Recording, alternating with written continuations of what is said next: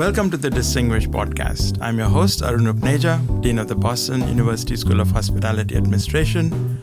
Today, we are poised for a thought-provoking conversation with Saru Jayaraman, the president of One Fair Wage, on the transformative potential and the contentious debates surrounding tipping and fair wages in hospitality. Our commitment at BU is to prepare future leaders who are equipped to navigate and shape the industry landscape, embracing innovation while scrutinizing proposed changes to ensure they serve the greater good. Saru, welcome back to BU School of Hospitality, and thank you for joining us to explore these pivotal issues from multiple perspectives. Thank you for having me. Please note that the One Fair Wage position from our Dean's Distinguished Talk in February this year is available on the BU School of Hospitality YouTube channel. So let's start, Saru, with the basic question. When we talk about the Ballot initiative to eliminate the subminimum wage, the Massachusetts Restaurant Association argues that the subminimum wage, the term subminimum wage, is inaccurate because the tipped wage laws, every tipped employee is guaranteed minimum wage, which could be a combination of tipped wage and tips. So if tipped employees are earning the minimum wage, and in many cases well above the minimum wage, what's the justification for framing the tipped wage as a subminimum wage? I know it's just semantics, but that framing conveys information to the readers, listeners, which may not be accurate. So the subminimum wage is important to understand in both historic and current context. Historically, the subminimum wage for tipped workers was created to allow restaurants to hire newly freed Black women after emancipation for free and tell them they were going to live on tips. It's important to note that prior to emancipation, waiters in the United States, in Boston, were white men who got full wages, no tips. And the value placed on these workers went down from a full minimum wage to no wage, just as the population of these workers changed from white men to Black women. And so I don't know how you understand that. Sub means less than. I don't know how you understand going from a full wage to no wage based on the identity of the population, other than calling it less than a minimum, less than what it was. And that idea that this population of mostly Black women could get no wage, only tips, became law in 1938 as part of the New Deal, when all other workers received a federal minimum wage for the first time. But again, these workers were given $0. They're told you can be paid as little as nothing because you're getting tips. And we went from $0 in 1938 to $2.13 an hour. Now, we continue to call that a sub-minimum wage because it is far less than the actual minimum wage paid by employers, not by customers, not by anybody else. But what is the employer paying the worker? Actually, the social contract that comes from the idea of a minimum wage, it's a contract between the employer and the worker, not anybody else, not the customers, not the government. The minimum wage is the idea that an employer pays something, the least of something, minimum, to workers. And if we're allowing employers to pay less than that, then that is a subminimum. But more importantly, in this current day and age, you said that the Restaurant Association claims that, federal law says tips have to bring workers to the full minimum wage or the employer makes up the difference. So let's examine whether that's actually happening. So from 2009 to 2011, the U.S. Department of Labor under the Obama administration actually conducted a very thorough investigation of thousands of restaurants to see whether the rules and laws surrounding this two-tiered wage system were being complied with. They found an 84% violation rate with regard to employers actually ensuring that tips brought you to the full minimum wage or they would pay the difference. At that point, the Solicitor General of the U.S. Department of Labor, Patricia Smith, declared the issue unenforceable. She said, "It is so complicated. It is so much for small businesses and large businesses to have to go back hour by hour and figure out whether workers got the tips they need to bring them to the minimum wage or pay the difference. It's so complicated for them, it's impossible for us as a federal agency, which frankly has a lot more power and resources than a state Department of Labor like Massachusetts. So she said, this is unenforceable. That is the point at which the Obama administration actually changed their stance from being for a sub-minimum wage for tipped workers to saying, no, We need a full minimum wage with tips on top. But more recently, that was about a decade ago, more recently, we have surveyed here in Massachusetts and around the country thousands of workers. Our most recent survey of over 2,000 restaurant workers, over 50%, actually closer to 57% of workers say, I regularly do not receive a full minimum wage with tips. It happens when days are slow. And so as long as workers say they're consistently not receiving the full minimum wage with tips and employers are not making up the difference, it continues to be a sub-minimum wage. So there are two big issues here. One is the historical context, and I'm going to return to that in a minute. But let's talk about this enforcement. And you cited a statistic that 57% of staff have said that they consistently do not receive this. Where are you getting this 57% number from? So we, as One Fair Wage, have been conducting surveys of restaurant workers. I mean, I'm also an academic, so we conduct surveys across the country. We have been for 20 years. Our most recent survey was funded by the Robert Wood Johnson Foundation. They funded us to do a big study of restaurant workers. We actually, set up a pretty rigorous method of, with a survey instrument and had paid surveyors out conducting surveys with restaurant workers. 57% of the over 2,000 workers we surveyed said they are regularly not receiving the full minimum wage with tips. They didn't say it was all the time, every shift, but they said it happens pretty consistently, that there's a slow shift or, a slow day. The tips don't bring them to the minimum wage and the employer does not make up the difference. I'm sure that restaurant owners would differ. And I wonder if there is, there, to some extent, since this is what you're advocating for. I think that even if restaurant workers want to differ over our data, I would encourage you to look at two sources of data. The U.S. Department of Labor analysis of this issue from 2011, 2012. And again, more recently, U.S. Department of Labor Bureau of Labor Statistics data, which shows the median wage for tipped workers in the United States. Right now, the median wage for tipped workers in Massachusetts hovers just around the minimum wage, which tells you that about half of workers, because median means it's the middle, means that half of tipped workers earn less than the minimum wage consistently. That's employer-reported payroll data, Arun. So that's not me. That's not even workers. That's what employers are reporting to the U.S. Department of Labor as their payroll data.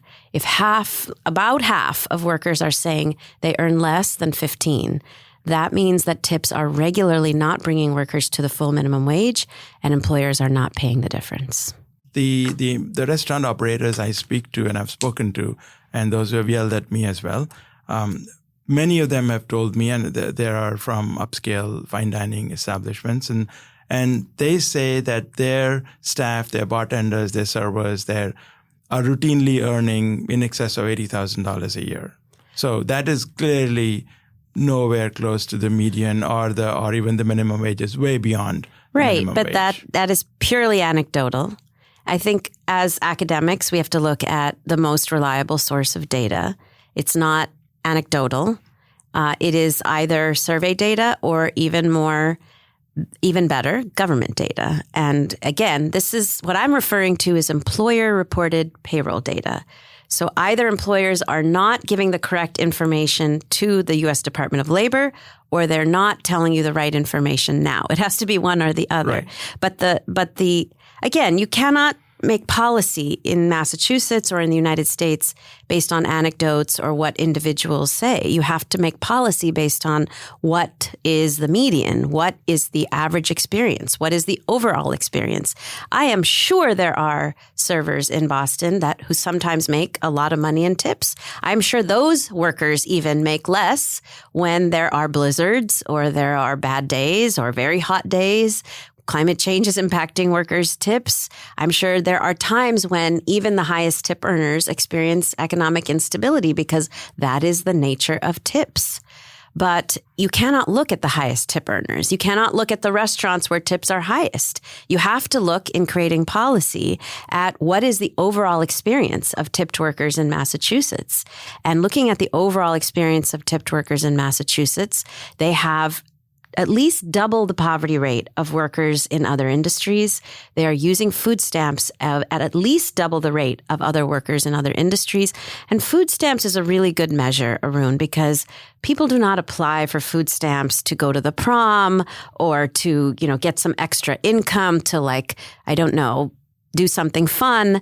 Food stamps are very hard and stigmatized to apply for. And so if you're going after food stamps and actually obtaining them, you've gone through a rigorous, stigmatized process because you cannot feed yourself and your children. So the fact that tipped workers in Massachusetts use food stamps at double the rate of other workers, to me, that's all you need in terms of data to know that there's a problem here. So let's go back to this historical. Actually, before we go back to the history, I had Dr. Mike Lynn from Cornell here as a guest on the podcast, and I was asking him, okay, so what are the factors that determine tipping? And pretty much he said most people, on average, are tipping at about 20%. So the statistics that you are citing, which I need to obviously go back and look at them, are at odds with the general practice. With his extensive research, he's found that most people are going to tip at that high level. How are they at odds? Well, because if you work at IHOP and Denny's, right, and your pancake is less than $8 an hour, 20% of $5 is $1. So most people do not work at restaurants where the bill is $100 and you get a $20 tip. Most people work at very casual restaurants where prices are far less, and tipping is, as a result, as a percentage, far less, and not enough to live on for a worker who earns $6.75. So the worker at the IHOP is earning $6.75 with 20% of a $10 meal. And the worker at a fancy fine dining restaurant is earning $6.75 with 20% of a $100 meal. So the worker at the IHOP is getting at most $2 for one person's meal. The worker at a very fancy fine dining restaurant is getting $20 for one person's meal. So it's not at all at odds with what I'm saying. Right. But the thing that the server at the IHOP or Denny's is not just serving one customer who's ordering $10 worth of stuff. In 1 hour, if they serve 10 customers, and let's assume the average bill is $10 per person, that's $100, and then you're getting $15 or $20 in tips in addition to your $6.75. So you're still way beyond the That's assuming wage. You get 10 people in an hour at Denny's in an overnight shift, number one. But you're also forgetting, Arun, that waitresses, servers do not keep their tips all to themselves. They share it with bussers and runners and bartenders and other people in the restaurant. So they're not keeping, $15 or $20 in an hour. At most, maybe they keep $10. Maybe that's lucky. You get $10 in tip in an hour. Add that to $6.37. That's $16. So you are getting about you're getting about the minimum wage, which is exactly what I said at the beginning. The median in Massachusetts hovers around the minimum wage, including tips, which means you have to understand that there's a significant portion of people who earn less than that because that's the median. Yeah, I think we need to also get a small restaurant or maybe a Denny's or an IHOP owner to get some more. I don't know that owners are ever going to tell you, I think you need to have a worker. Have you ever had a worker on your podcast? I would love to bring a worker who can share what it's like, exactly what they earn in tips, exactly the many instances where you haven't had tips and you end up not getting the full minimum wage, what that feels like, and the precarity of sometimes getting it, sometimes not, the vulnerability that comes with that as well. So you've spoken to a lot of owners on this podcast. I would encourage you to speak to, we're happy to bring you workers who can share their experience. Right. I think in addition to workers, but like you said a few minutes ago in the podcast, those are all anecdotal evidences.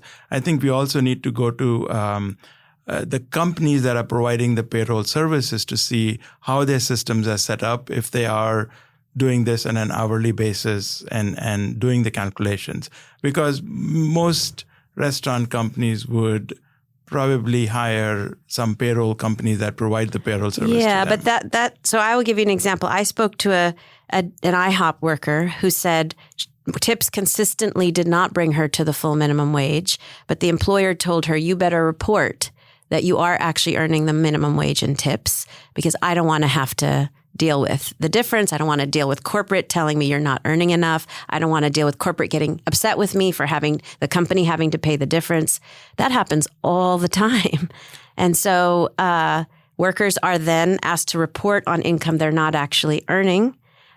They get retaliated. Their boss is telling them to do this, so they get retaliated. So I would encourage you, if you don't want to speak to workers, speak to the Massachusetts Department of Labor or the U.S. Department of Labor.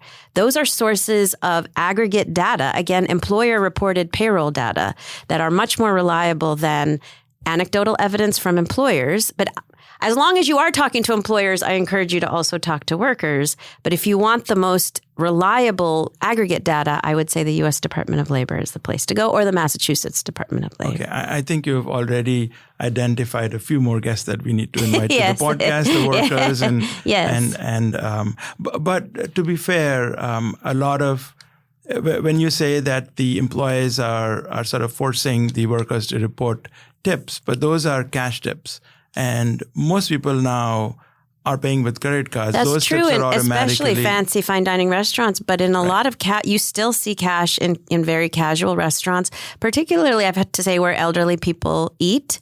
IHOPs and Denny's, Applebee's, these are places where you still see elderly people on a fixed income eating and often paying in cash because that's what they feel most comfortable doing. So number one is an enforcement issue, that the government is not enforcing its own laws.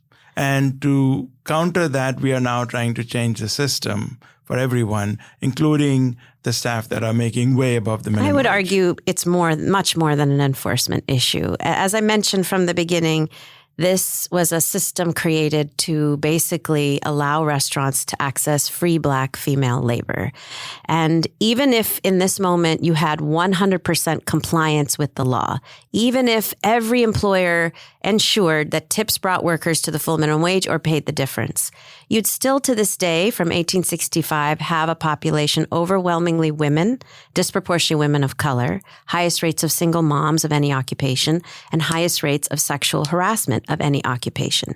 You'd still have a population that's getting the majority of their income from the whims and biases of customer tips. The professor Michael Lynn has published data in the past that shows that tipping is overwhelmingly biased. It's actually very correlated with the race and gender of the server.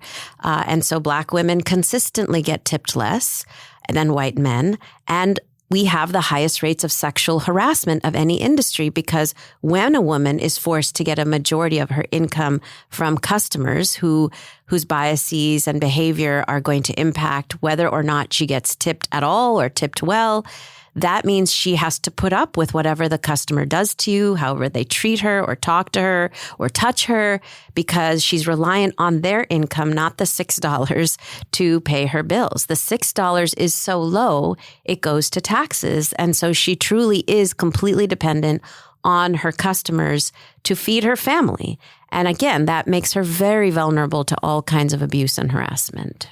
Right. And I think when I had a conversation with Mike Lynn, he did say that the 20% is pretty much standard regardless of the level of service, regardless of who's serving you. It's only beyond that people get more tips. Okay. So then I do want to sort of return back to this historical context where you talked about how Black women were being hired at the subminimum wage. But since then, what has happened, has there been a change in the society? And well, at that time, tipping was not expected, but now tipping has pretty much become standard in restaurants. And this 20% number, which has increased from 15% and 15 years ago. Now that has become ingrained in our society, and people who have done these experiments find that and I had TJ Callahan from Chicago. He also did this experiment. Customers want to tip. So when you increase the wages, you increase the menu prices, or you add a service charge, and you say you don't have to tip anymore because we've already increase the prices to account for fair wages, then customers are unhappy with that whole because it is ingrained in the society. So that is not what we are advocating for. What we are advocating for is what the 7 states already require. California, Oregon, Washington, Nevada, Minnesota, Montana, and Alaska already require a full minimum wage with tips on top. 99% of restaurants in those states have traditional model of tips, not service charges. And tipping is the same or higher, as Michael Lynn has said, in those states as they are here in Massachusetts. In fact, Q4 2023, which is the last set of data we have, California had the highest tipping average of any state in the United States, higher than Massachusetts. And so nobody's advocating for tipping to go away. In fact, tipping is the same or higher in the states that are doing the policy that we're already advocating for. In addition, I would really have to push back. I don't know when you talked to Michael Lynn, but there's been so much research and press now that in the last several years, particularly post-pandemic, tipping has declined pretty significantly. As sales declined, tipping declined. People are experiencing tip fatigue as more and more establishments outside of the restaurant industry try to introduce tipping in even retail environments because they're trying to access the same exemption that the restaurant industry has. And so as customers are being asked to tip in many, many, many environments, they are tipping less in general. Just yesterday, the Washington Post reached out to me. There is a new survey out that showed that 51% of Americans feel it's perfectly okay not to leave any tip at all if they feel they weren't pleased with the service. And so we regularly see this happening. Maybe on the whole, people tip. On the whole, people want to keep tipping, but we are seeing a general tip fatigue across many sectors. And we are seeing definitely instances frequently where some people feel it's okay not to tip. And all of these instances point to the instability and unreliability of tipping. Tipping, it's not something you can ever be guaranteed or count on. You say, Michael Lynn says it's 20% across the board. But that doesn't mean a worker consistently receives 20% all the time, every day, every month, but you know what is consistent for that worker? They have to pay rent every month. You know what is consistent? They have to purchase groceries, and they're facing the exact same inflationary prices in the grocery store that you and I and restaurant owners are facing. You know what is consistent has been the increase in gas prices over the last several years since the pandemic. All of those things have been consistent. The wage has remained stagnant. The one thing that is not consistent and actually has been declining is tipping.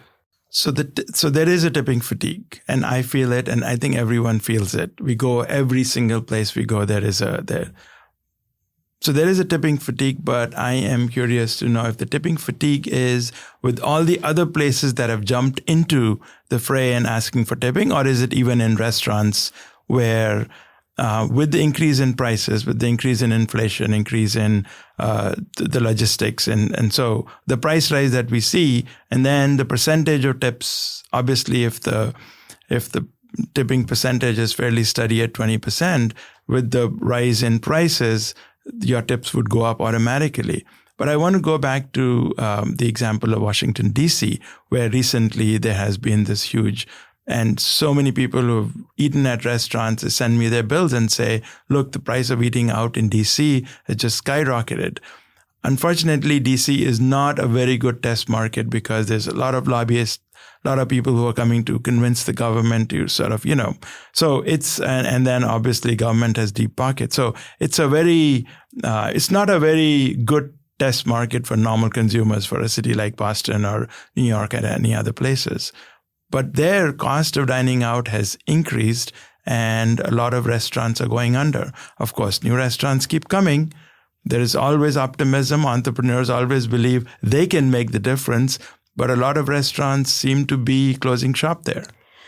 So again, I encourage you to look at government data before making claims. And If you look at government data, 1 year after the passage of November 22's I-82, November 23, the only source of government data that the DC Attorney General relies on is licenses to restaurants. If you look at licenses to restaurants, they went up by 10% from November 22 to November 23. So that is the only source of data the government finds reliable in terms of the number of restaurants in DC, increased by 10%. Then we looked at the number of restaurant jobs in DC. That's, again, U.S. Department of Labor, Bureau of Labor Statistics data, increased by 7%. Then we looked at overall income per, again, employer-reported payroll data, wages and tips, increased by 6.8%. And so all of the measures that there's wild claims about in terms of restaurants closing and tips going away and jobs being lost have not been borne out in the government data. Again, I encourage us to look at reliable government data rather than anecdotal data or claims. Right. And again, those are the data sources that the DC Attorney General uses and that we used as well to look at what's happened in the district. I do want to say something unusual happened in the district that didn't happen in the other places where One Fair Wage was passed. After One Fair Wage passed in DC, the Restaurant Association actually pretty openly told restaurants, all you have to do is switch from tips, which are the property of workers, to service charges that are the property of owners, and take the money that you need to cover the wage increase out of the service charge and use it to cover your labor costs. This is not what the 75% of voters who voted yes on the proposition were expecting of restaurants. The minimum wage is a social contract between employers and workers. And when the people of the United States say we need to raise the minimum wage because it's too low, because workers cannot afford to live on these wages, when the people of the United States say that, they're expecting employers to pay more and to figure out through prices, through their business model, how to pay more to workers, because workers need to be paid more as human beings with families and who are consumers themselves and contribute to our economy and pay taxes. We expect employers in the social contract to pay workers enough to survive, to not be on public assistance. And so when the voters of DC voted to raise the minimum wage, they did not expect employers to take that money from workers. They expected employers to actually figure out how to raise the minimum wage, as happened with $15. And frankly, Arun, as happened with every other worker that's gotten a minimum wage increase in the last century in the United States. Instead, this industry said, we don't want to have to pay more. We don't want to take it out of our profits. We refuse. And so we're going to take it out of the workers' gratuities. And so they switched, many of them, from tips to service charges and did not tell consumers what they were doing with that money. I think they were surprised by the amount of consumer backlash. Consumers were furious at the Restaurant Association and restaurants in DC. I remember seeing very long lists on Reddit of consumer boycotts against restaurants, not at all organized by us, by consumers who are angry at restaurants for putting very confusing service charges on their menu. Finally, the DC Attorney General cracked down on the issue and actually put out guidance saying restaurants must indicate very clearly, not just, this is going to workers, but is it being used as a tip, meaning passed on 100% to workers, or is it being used by the employer for the labor costs that we as a society, per a social contract, expect them to pay as the minimum that they pay their workers, the minimum wage. And so that confusion did dissipate with the DC Attorney General's guidance. And now every time we are advancing policy in other states, watching what the Restaurant Association did in DC, we are similarly including language that says service charges need to be clearly explained on the menu. Is this actually being passed on to workers, or is it being used by the employer to cover labor costs? Let me retrace. At the beginning, you said that, and I did see the report, that there was an increase in restaurant licenses. Are you attributing that to an increase in the wage? And actually in the report, we say there hasn't been a full increase in the wage. The wage has gone from $5 thus far to $8 an hour. So we have not gone all the way to the minimum wage. There's been a bare increase of $3. So we are not claiming that everything's better because the wage went up. we are refuting the notion that as the wage increases, you started the conversation saying restaurants are closing, prices are going up, all of these things are happening. And I'm asking you to look at the government data, which does not show that. Right. Okay. So you also talked about how you were expecting the restaurants to pay for the increase either through raising menu prices or through their own operating expenses. And the restaurant owners claim and the operators claim that this makes it unsustainable because historically tips have been the tip credit system has been in place. So their entire economy is built around this tip credit system. And TJ Callahan on the podcast before that, he sent me his financial statements for the entire year. And I was not able to figure out what he would do to be able to pay that if he was forced to go up to the minimum wage without that. And his service staff were also making way more than the minimum. So I'm not sure how you think that restaurants can now easily absorb this extra expense. So change is never easy, right, but it is necessary. So I guess the alternative, Arun, would be to leave wages exactly as they are forever. And we've not agreed to that for other workers. We have, as a society, continued to demand that wages go up with the cost of living, that wages continue to increase with the cost of living. So, I mean, frankly, restaurants made the same claim when we were trying to pass $15 all over the country. How could you make it work? Here are my expenses. What can I do? And when policy required all businesses to go up, they figured it out. And in fact, the CFO of Denny's in California, actually nationally, said that Denny's is growing faster in California than any other state in the U.S. because we pay our workers now $16.50 plus tips. And because those workers do what? They now can eat out at Denny's. They bring their families to eat at Denny's. So actually guest receipts are higher and the company grows faster. So, I'm not saying that it's going to be very easy and everybody can do it right at once, which is why in every policy that we've implemented, these are phased in increases. But frankly, they're phased in increases that are exactly the same as the phased in increases that every other business has had to go through as the minimum wage goes up across the board in other sectors. So we can't have one industry where wages stagnate forever and other industries where we acknowledge wages have to go up. And we can't have one industry that is getting away with not paying their workers the minimum wage while every other industry is responsible for paying their workers the minimum wage, again, per the social contract, that employers pay for the value of the labor through a minimum wage that we've agreed on as a society is necessary to ensure workers don't get paid less by their bosses. Yeah, but let me push back at the fact where you say that restaurant wages would stagnate, where all the other industries would go up. If the minimum wage goes up in any state, if in California it goes up to $20 an hour for everyone, that also includes restaurant workers. So yes, in California, but not in most places. In fact, I don't know if you know the history federally, 1991 was the last time the subminimum wage for tipped workers went up. 1995, the overall minimum wage went up in Congress. And at that time, Herman Cain was the head of the National Restaurant Association, struck a deal with Congress that they would allow the overall minimum wage to continue to increase. And it did, as long as the subminimum wage for tipped workers stayed frozen. And it has since 1991. So, but even the federal minimum wage has not gone up for quite some time. It went up actually that year. It went up. It has gone up. It went up to $5.15 that year in 1995 and then to $7.25 in 2009.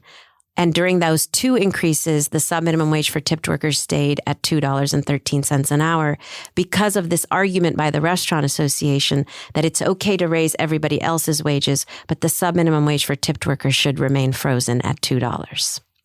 But those workers would continue to make the $7.25 minimum which is the minimum wage, because the employers have to make up the difference. Not if there's an 84% violation rate, according to the U.S. Department of Labor, at the moment of the highest levels of enforcement of that issue. This 84% statistic is staggering, and obviously we'll have to look more and maybe provide more research into this issue. And if it is a very, very old number, when recent statistics, I'm not sure how old this 84% statistic is. It's about 10 years ago, but that was the moment of the highest level. Like, there has been no further higher levels of enforcement. I have spoken with the U.S. Department of Labor currently under Biden. Again, they say the restaurant industry is the number one violator of wage and hour laws of all industries in the United States. And they are looking at publishing a new set of data on this same issue, but they have definitely confirmed that there is no other data, there's no other industry with higher levels of violation of these two-tiered wage system than restaurants. You don't even have to go there, though. More recently, the Massachusetts Department of Labor and Attorney General's office actually published data that was shared at the hearing in, I believe that was early March, here in Massachusetts on this issue, on our ballot measure, and had staggering data showing an overwhelming number of violations on this issue with regard to employers actually ensuring that tips bring you to the full minimum wage or making up the difference. They also indicated that the restaurant industry is the number one source of violations of the law. I'm really having a hard time reconciling this 84% or this staggering number of violations, which you say, with the fact that, upscale restaurants where the average check is pretty high, those workers, we don't even have to go into any detail. They are making way more than the minimum wage. Then you have all the national chains that are presumably using payroll services or very strong internal control in-house systems where they would ensure that they are meeting the wage laws. Otherwise, they'd be in big trouble with auditing and so forth. So we are down to a much smaller segment of restaurants that potentially can violate this, but that number doesn't reconcile with the 84% number that you cite. I think you are giving a lot of credence to employers, all of the employers that you have just cited. So we have received a large number of wage theft complaints from workers in fine dining restaurants. Yes, some people may make a lot of money sometimes, but people regularly experience slow shifts, even in fine dining. Here in Massachusetts, people regularly experience slow shifts when the weather is extreme. People regularly experience slow seasons, even than higher seasons. People regularly experience both violations of wage and hour laws, either an employer taking a portion of the tips or the tips being improperly shared or the tips not bringing people to the full minimum wage, or very frequently, very high levels of sexual harassment that occur from having to live on tips. So that occurs even in fine dining.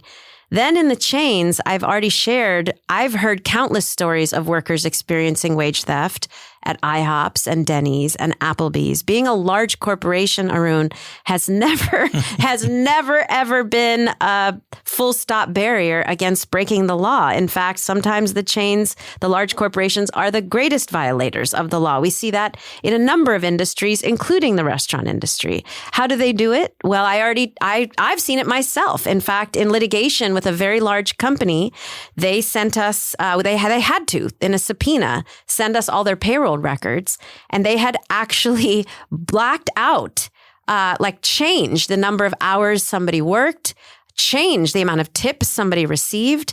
So we have seen them violate the law. It happens. I don't know how you can assume that because they're a large corporation, they don't break the law ever. That's honestly the contrary of most people's experiences with large corporations. They break the law with immunity regularly.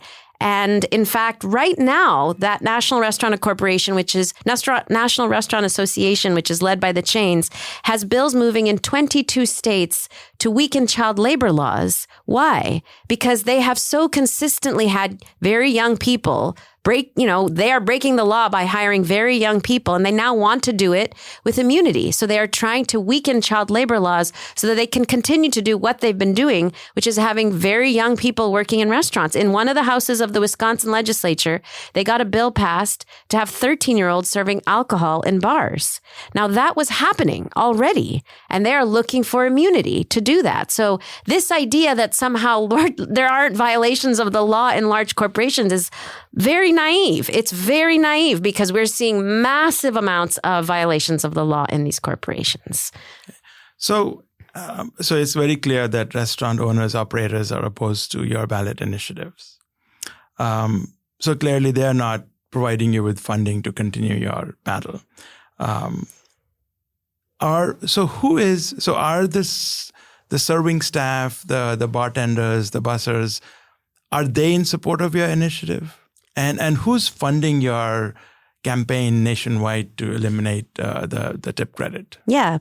So we've done both surveys and polling of tipped workers. Polling meaning, hire a polling firm that uses, very objective methodology for every poll to ask workers, do they want this or not? And in Massachusetts, we did a poll with a polling research firm of tipped workers. Over 70% said, yes, we want a full minimum wage with tips on top. More recently, we did surveys of thousands of workers. About 90% said, yes, we want a full minimum wage with tips on top. But you don't actually have to look at these surveys and polls. I think you should look at the fact that we are still in the most acute staffing crisis in the history of our industry. Workers have demonstrated whether they're willing to work for these wages through their feet. And the fact that restaurants are still struggling to find people is an indication that this is not working. People are still not willing to come back in the numbers that they were. We lost 1.2 million workers during and after the pandemic. Most of those workers did not come back. The fact that the industry has such high levels of turnover, why do you think that is? Do you think that's because workers just enjoy leaving their jobs frequently? No. It's because nobody can stay over the long haul with such low wages. And we actually did work with Dr. Rosemary Batt at Cornell University School, in School of Industrial Labor Relations, to study turnover in the restaurant industry, which is ridiculously high. We found that you can cut your employee turnover in half by providing a full stable wage with tips on top and providing people with the opportunity to move up the ladder. Those things matter in terms of reducing turnover. I mean, frankly, that's a management 101 idea. Right. You pay people well, you treat them well, they stay. And so I don't think you need to look at polls and surveys. You can to see whether workers want this. I think you can look at the fact that workers are not staying in these jobs. They're not coming and they're not staying in these jobs to know that the system is not working. Right. And so there are a lot of restaurants that have already moved. Yes. Since they're not able to get employees. So the question is, how is your nonprofit being funded? Who out of these stakeholders is actually saying, yes, we want this, and here is the money to help you wage the battle? Well, workers are saying they want this, and they're out there collecting signatures. So they may not have money because they're paid $6.75. So they don't have the funds that the National Restaurant Association and the employers you're speaking to have to fight. They have their time, and even that is very difficult because they're often working 2 and 3 jobs. So it's workers leading the effort. It's workers who actually, frankly, asked us to come to Massachusetts and lead the effort. And there are donors who support workers who believe in economic equality and racial equality and gender equality who support our work. Okay. There's one other, there is this ballot initiative that you're sponsoring has 2 elements to it. One element, of course, is to remove the tip credit. The other element is that you would allow employers to pool with the back of the house staff as well, everyone who's earning an hourly wage. So on one hand, the increase in the removal of the tip credit would increase their earnings. On the other hand, the pooling of the tips would decrease their earnings. So how does that help you to increase the earnings of the tipped staff? It doesn't actually work like that. And we've actually looked at, so every other state in the United States except for New York allows for tip sharing with all non-management staff once everybody's paid a full minimum wage with tips on top. So we would never agree to tip sharing with back of house unless and until workers are paid a full minimum wage, as they are with tips on top, as they are in California, Oregon, Washington, Nevada, Minnesota, Montana, and Alaska.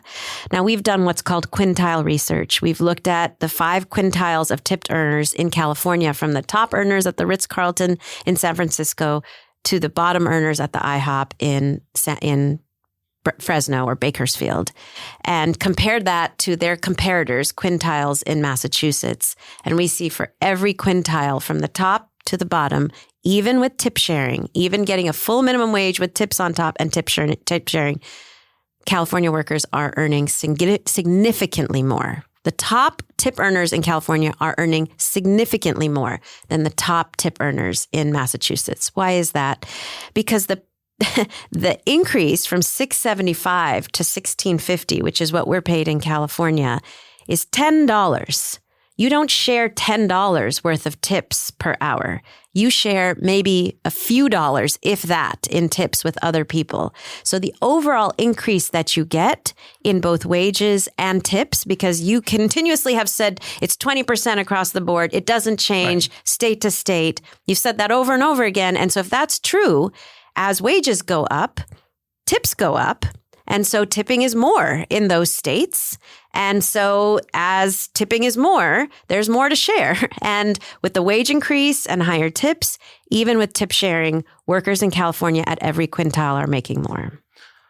Well, the other way to look at it is, say, prices in California are higher for everything. And so Not your true. percentage of tips. Yeah. Well, so Saru, the vision that you provide of California is that it's perhaps at odds with the rest of the country thinks of California, where people leaving the state and businesses I would so agree leaving. with you that rent is higher. Absolutely. Right. No questions asked. I'm so sorry. I was refuting the idea that restaurant menu prices are higher.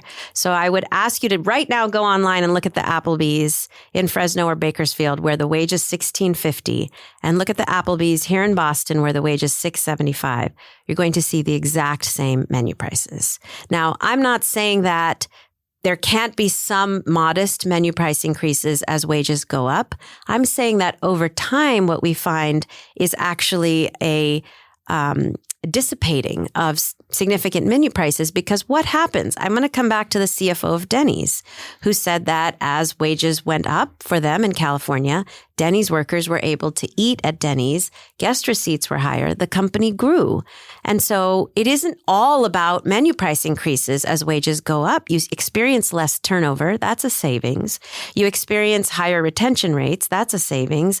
You experience more guest receipts, higher traffic. So that's revenue. So I don't think please understand, it's not a one-to-one thing. It's not like $1 of wage increase results in $1 of menu price increase. In fact, economists have seen it's about 12%.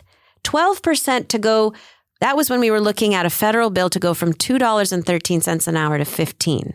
12% menu price increase over 8 years. That was the phase out of the bill at the federal level. 8 years, your burger would go from $10 to $12.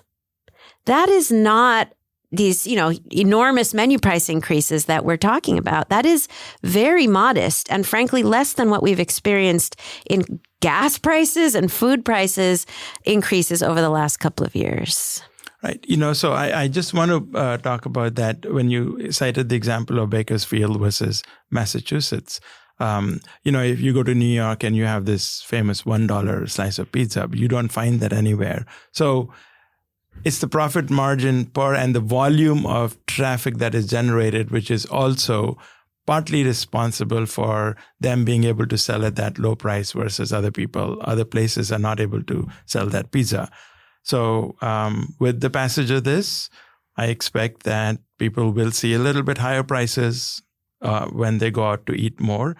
To end it all, to wrap up this segment, I have a quick round of lighter questions for our listeners to get to know you better. So what's your favorite leisure time activity? other than eating at restaurants? Reading or spending time with my children. Who are your heroes who are making a positive difference on a national or worldwide level on any issue of critical importance to society? First, I have to say I'm a worker organizer, workers. Over the last several years, we saw 1.2 million workers, mostly young people, often women, demand more, walk off the job and say, this isn't working for me, and demand more. And that for a low-wage worker who is facing, how do I pay the bills? How do I pay the rent? To say, you know what, I'm worth more, takes enormous courage, enormous strength and resilience. And so that's my number one hero. I would love to name incredible restaurant owners that have been working with us on this over the years, all over the country. Incredible restaurant owners, Zingerman's in Michigan, incredible restaurant owners who've been supportive of raising wages here in Massachusetts, Mamala's and Irene Lee from May and Biplau Rao from Comfort Kitchen and many others have been leading voices on this issue, have been very supportive of these issues. So I think both workers and employers in this industry are who guide me in terms of this work. There is clearly a better way of doing things that's better for all. What is the favorite food that you enjoy most at restaurants? And do you feel safe eating at restaurants?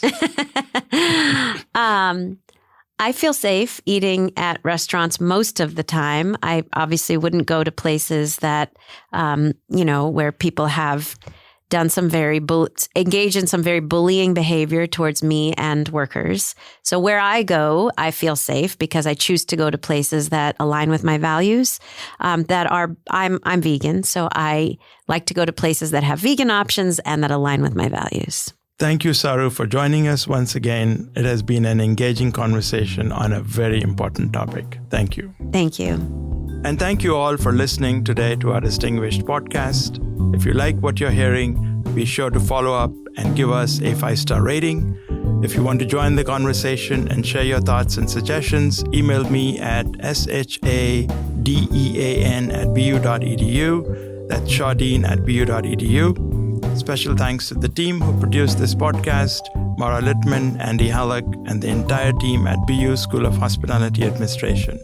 To keep up with Distinguished Podcast, be sure to subscribe wherever you listen to your favorite podcast. You can also learn more about our undergraduate and graduate programs at BU School of Hospitality by visiting bu.edu/hospitality. Have a wonderful day, and thank you for listening.